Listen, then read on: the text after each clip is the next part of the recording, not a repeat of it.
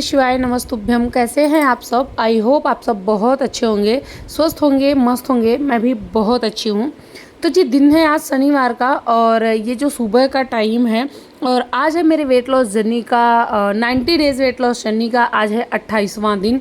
तो सुबह का टाइम हो रहा है। यहाँ पे देखिए, पहले मैं नॉर्मल पानी पीती हूँ। बहुत लोगों का कमेंट आता है कि आप डायरेक्ट नींबू पानी क्यों पीती हैं, क्योंकि बॉडी जो है वो रात में एसिड रिलीज़ करता है, फिर आप एसिड ही सुबह में ले लेती हैं। ऐसा नहीं करना चाहिए।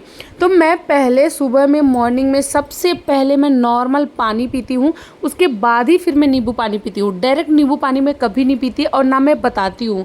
हमेशा मैं कहती हूँ पहले आप नॉर्मल पानी पी लीजिए, क्योंकि आप रात को खाना खा के और पानी पी के सोते हैं, बॉडी डिहाइड्रेट होती है रात भर। तो उस मॉर्निंग में उठ के सबसे पहले आपको पानी ही पीना चाहिए।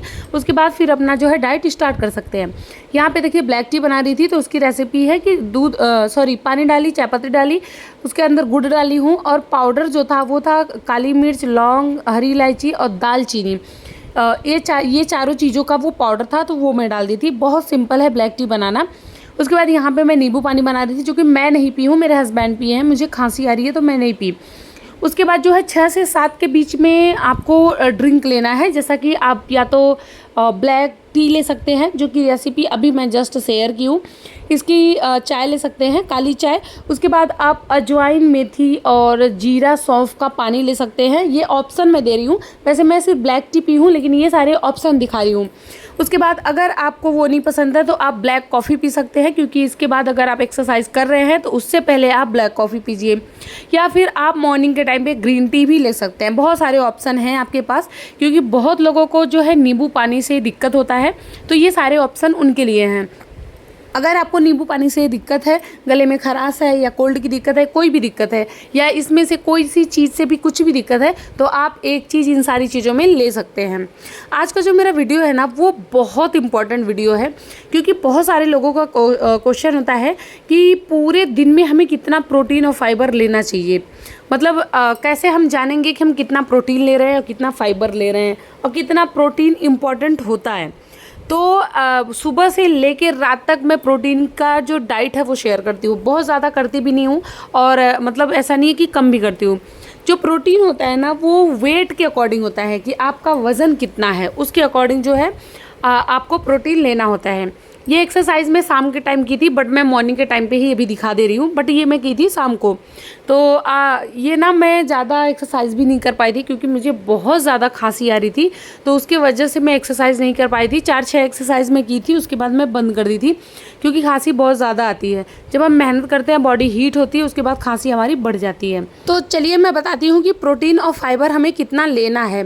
तो देखिए, जो प्रोटीन होता है ना, ये अलग अलग हिसाब से होता है। ऐसा नहीं है कि मतलब हर किसी का एक ही जैसे होता है, हर कोई एक ही जैसे प्रोटीन लेगा, ये बराबर ही लेगा। पहले बात तो प्रोटीन जो है ना, वो हाइट के अकॉर्डिंग और वेट के अकॉर्डिंग होता है। जैसे मतलब अगर आप खेल वगैरह खेल रहे हैं तो वो अलग चीज़ हो गई। जैसे हम हाउस वाइफ हैं, तो हम घर के अंदर रहते हैं, हमारा कितना वेट है उसके अकॉर्डिंग हमारा प्रोटीन और फाइबर होता है। सबसे पहले हम बात करते हैं फाइबर का। तो फाइबर क्या होता है ना, फाइबर आपके ना पेट को बहुत लंबे टाइम तक भूखा मतलब भरा हुआ रखता है, आपको भूख नहीं लगने देता है। जिससे जो ओवर ईटिंग की दिक्कत होती है ना, जो मतलब बार बार कुछ खाने का मन करता है ना, वो फाइबर की कमी की वजह से ही होता है। तो फाइबर वगैरह ना ज़्यादा जैसे छिलके वगैरह में ज़्यादा पाया जाता है। जैसे दाल वाला छिलका हो गया, तो उसमें आपको फाइबर मिलेगा। जो गेहूँ की रोटी हम खाते हैं, तो उसको हम छान के उसका जो चोकर है वो निकाल देते हैं, उसमें फाइबर पाया जाता है। तो जो गेहूँ की रोटी आप खा रहे हैं, वो अगर आप मतलब चोकर के साथ में ही वैसे ही रोटी बना के खा लेंगे तो आपको फाइबर मिल जाएगा। फाइबर जो है मोटे अनाज में मिलता है, जैसे जो हम मल्टीग्रेन का आटा खाते हैं उसमें भी फाइबर प्रोटीन मिल जाता है। तो फाइबर ये काम करता है कि आपके ना पेट को बहुत लंबे टाइम तक भरा रखेगा। ओवर ईटिंग आप करेंगे नहीं तो वो मोटापा को नहीं बढ़ाता है। अब जैसे आपका ना एज, मैं पहले बोली एज और हाइट के अकॉर्डिंग आपका मतलब होना चाहिए फाइबर कितना आपको लेना चाहिए। तो जैसे आपका उम्र 40 से कम है, 40 साल से कम अगर आपका उम्र है और आपका जो वेट है वो जैसे 65 से कम है, तो आपको एक दिन में 20 से 25 ग्राम फाइबर की ज़रूरत है।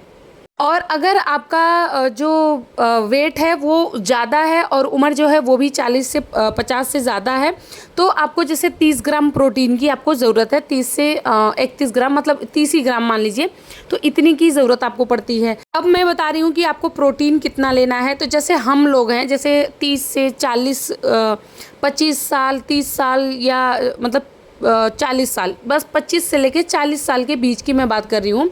तो इतने एज वालों के लिए 56 ग्राम, मतलब 50, 51, 52, 53, 54, 55, 56 ऐसे करके 50 से 60 ग्राम के बीच में आपका प्रोटीन होना चाहिए। और वेट बता दूँ तो 50 से लेके 60 या 65, वज़न आपका 50 से लेके 65 होना चाहिए। और उम्र जो है वो आपकी 30 से 40, मतलब 25 से लेके 40 के बीच में होना चाहिए। तो इतने के बीच में आपको मतलब 60 ग्राम प्रोटीन की आपको ज़रूरत पड़ेगी। और 60 ग्राम प्रोटीन आपका पूरे दिन में पूरा हो जाता है।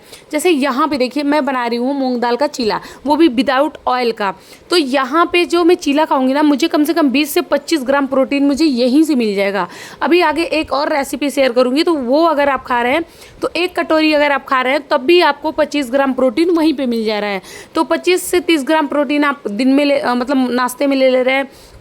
फिर 20 से 25 ग्राम प्रोटीन अगर आप शाम को ले रहे हैं, तो तब जाके आपको ना ओवर ईटिंग की दिक्कत नहीं होगी। बहुत लोगों को क्रेविंग होती है, बहुत कुछ खाने का मन करता है, हमेशा कुछ ना कुछ खाने का मन करता है। तो प्रोटीन और फाइबर की कमी होती है, पेट भरा नहीं रहता है, इसलिए बार बार कुछ ना कुछ खाने का मन करता है। अब आप बता रही हूँ मैं कि अब आप लोगों को प्रोटीन मिलेगा कहाँ से। जो लोग नॉनवेज वाले हैं ना, वो अंडा वगैरह खा सकते हैं। बाकी जो वेज वाले हैं जैसे हम लोग, तो मैं तो खाती नहीं हूँ अंडा वगैरह। तो मैं अपने प्रोटीन की पूर्ति कहाँ से करती हूँ, तो मैं ना सबसे पहले दलिया खाती हूँ।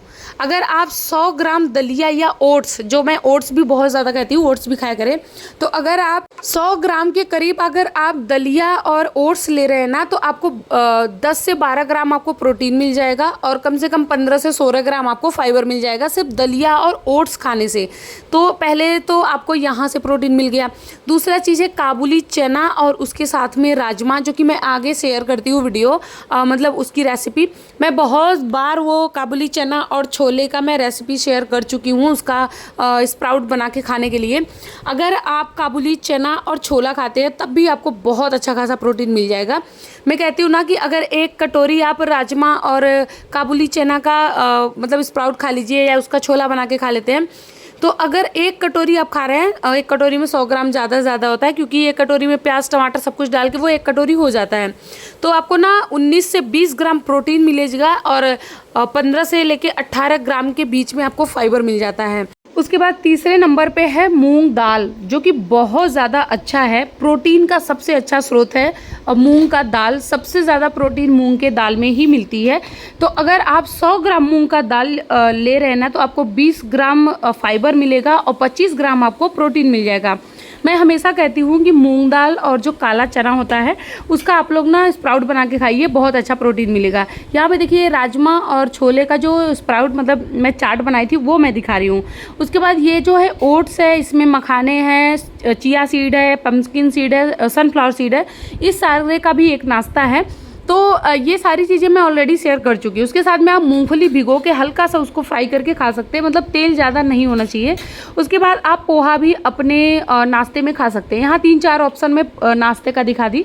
यहाँ पे देखिए 11 बजे के करीब आपको फ्रूट लेना है। आज मैं खीरा भी ले ली थी क्योंकि मेरा फ्रूट बहुत कम था। फ्रूट और ड्राई फ्रूट में से दोनों में से एक चीज़ लेना है। उसके बाद चौथे नंबर पे आता है अलसी का बीज। अलसी के बीज में जो है ना मतलब फाइबर आपको ज़्यादा नहीं मिलेगा, कम मात्रा में मिलेगा, लेकिन प्रोटीन उसमें ज़्यादा मिलता है। 20 ग्राम प्रोटीन होता है 100 ग्राम अलसी के बीज में, तो जिसको हम फ्लैक्स सीड बोलते हैं। अलसी के बीज को ही हम फ्लैक्स सीड भी बोलते हैं। तो आप ना मतलब इसको भी ले सकते हैं, जैसे चिया सीड लेना है वैसे अलसी का बीज भी लेना है। उसके बाद है चिया सीड, जो कि मैं हमेशा बताती हूँ आप लोगों को चिया सीड पीने के लिए। एक्सरसाइज के बाद ही मैं ज़्यादा प्रेफर करती हूँ, क्योंकि एक्सरसाइज के बाद ना हमें प्रोटीन और फाइबर की ज़्यादा ज़रूरत होती है, खासकर प्रोटीन की ज़्यादा ज़रूरत होती है। तो इसलिए मैं कहती हूँ कि एक्सरसाइज के तुरंत बाद, चाहे आप मॉर्निंग में एक्सरसाइज करिए चाहे आप शाम को एक्सरसाइज करिए, लेकिन मतलब उसके साथ में ना चिया सीड ज़रूर लेना है।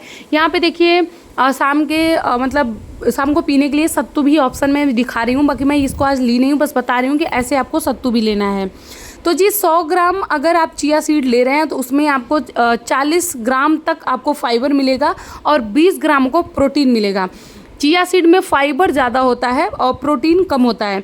फाइबर ज़्यादा लेने से मैं पहले भी बताई हूँ कि आपका पेट भरा रहेगा, इसीलिए मैं हमेशा कहती हूँ कि जब चिया सीड आप लोग पीते हैं ना तो उसके आधे घंटे के बाद ही कुछ खाना होता है, आधे घंटे पहले आपको कुछ खाना नहीं होता है। चिया सीड बहुत अच्छा सोर्स है प्रोटीन और फाइबर के लिए, तो आप चिया सीड भी ले सकते हैं। तो आप लोग को आज पता ही चल गया होगा कि किस चीज़ में कितना प्रोटीन है और क्या क्या चीज़ आप पूरे दिन में ले सकते हैं अपने प्रोटीन की पूर्ति के लिए। तो ये सारी चीज़ें वैसे भी मैं प्रेफर करती हूँ पूरे दिन में कि आप लीजिए। देखिए यहाँ पे मैं चिया सीड ले रही हूँ क्योंकि ये शाम के टाइम पे भी मैं एक्सरसाइज की थी, एक्सरसाइज मॉर्निंग में दिखा दी, लेकिन चिया सीड जो है वो मैं शाम के टाइम पे ले रही हूँ, इवनिंग के टाइम पे। और शाम का जो स्नैक्स होता है ना वो मखाने, चना या फिर आप ब्लैक टी या ब्लैक कॉफ़ी या फिर आप ग्रीन टी ले सकते हैं। ग्रीन टी बहुत ज़्यादा इंपॉर्टेंट है तो उसको ज़रूर आप शाम के टाइम लीजिएगा। यहाँ पे चलिए मैं रात के डिनर की रेसिपी शेयर करती हूँ। यहाँ पे देखिए ये है दलिया, उसके साथ में था मूंग दाल, थोड़ा सा साबुत मूंग दाल था और थोड़ा सा छिलके वाला मूंग दाल, मतलब दाल टूटी हुई, लेकिन मैं छिलका वाला ही यूज़ ज़्यादा करती हूँ, मैं बिना छिलके का बहुत कम यूज़ करती हूँ। यहाँ पे कुकर में डालना है थोड़ा सा तेल, तेल की मात्रा बहुत कम होनी चाहिए और मसालों की मात्रा भी कम होनी चाहिए। फिर इसके अंदर डाल देना है जीरा, वो जो चटक जाएगा तो इसके अंदर थोड़ी सी हींग ऐड कर देनी है, वो भी भुन जाएगा तो यहाँ पे प्याज और उसके साथ में 1-2 हरी मिर्ची ऐड कर देना है। प्याज को अच्छे से भून लेना है, बहुत अच्छे से नहीं भूनना है। देखिए प्याज मेरा भुना नहीं था, थोड़ा सा सॉफ्ट ही हुआ था। फिर इसके अंदर ऐड कर देना है टमाटर और थोड़ा सा नमक ऐड कर देना ताकि टमाटर जो है वो जल्दी से गल जाए और प्याज भी गल जाए। एक चीज़ ध्यान रखिएगा, वेट लॉस जर्नी में कभी भी चाहे वो सब्जी हो चाहे वो कोई भी चीज़ हो बहुत ज़्यादा फ्राई नहीं करना चाहिए। उसके बाद इसके अंदर जो है सोयाबीन ऐड कर देना है, कम से कम 100 ग्राम सोयाबीन तो होना ही चाहिए। मेरे बच्चों को सोयाबीन बहुत पसंद है, इसलिए यहाँ पे मैं बहुत ज़्यादा ऐड कर रही हूँ और मुझे भी बहुत ज़्यादा अच्छा लगता है। उसके बाद जो इसके अंदर मसाले ऐड करना है जैसे हल्दी पाउडर, धनिया पाउडर, लाल मिर्च पाउडर, थोड़ा सा गरम मसाला, तो ये सारी चीज़ें आप ऐड कर सकते हैं। लाल मिर्ची खाते हैं तो लाल मिर्च भी डाल सकते हैं पाउडर। वैसे मैं तो कहती हूँ लाल मिर्च का पाउडर ना घर पे ही बनाना चाहिए, खड़ी वाली लाल मिर्ची लाओ, उसको सुखा के पीस के उसका पाउडर बना लो तो वो बेस्ट रहता है। फिर इसके अंदर जो दलिया और मूंग दाल मैं रखी थी ना उसको मैं धो के अभी डाल दे रही हूँ, उसको 1-2 पानी अच्छे से धो लेना है। उसके बाद फिर ये मैं मतलब पानी के साथ में ही मैं डाल दी हूँ क्योंकि भिगो के रखी थी मैं 10-20 मिनट पहले से ही। उसके बाद इसके अंदर डालना है स्वाद अनुसार नमक, जैसा भी आप खाते हो वैसे नमक कम ही यूज़ करना चाहिए, चाहे वो वेट लॉस करें या नॉर्मल इंसान हो, नमक कम ही लेना चाहिए। फिर कुकर को कर देना है बंद और इसमें 1 से 2 सीटी आपको लगा लेनी है। यहाँ पे देखिए मेरी खिचड़ी बनके एकदम से रेडी हो गई है। अब ये सोचिए इसमें हाई प्रोटीन हाई फाइबर है क्योंकि इसमें दलिया है, इसमें मूंग दाल है और इसमें मैं चंक्स भी मतलब सोया चंक्स भी मैं ऐड की हूँ, तो मतलब प्रोटीन ही प्रोटीन मुझे यहाँ मिल गया और हल्का का हल्का भी है। आप रात के डिनर में इसको ऐड कर सकते हैं और पेट भर के खाइए। अगर आप लगातार 1 महीने ये वाला खिचड़ी खा लेते हैं तो आपका वेट 5 से 6 किलो 7 किलो कोई मतलब रोक ही नहीं सकता कम होने से, ज़रूर कम हो जाएगा। बहुत सारे कमेंट आते हैं कि हो ही नहीं सकता कि आपका 1 महीने में 10 किलो वज़न कम हुआ हो, तो ये वो लोग कमेंट करते हैं ना जो 1 महीना छोड़िए जो 6 महीने में भी 3 से 4 किलो वज़न नहीं कम कर सकते। ये उन लोगों का ज्ञान होता है मेरे कमेंट के नीचे।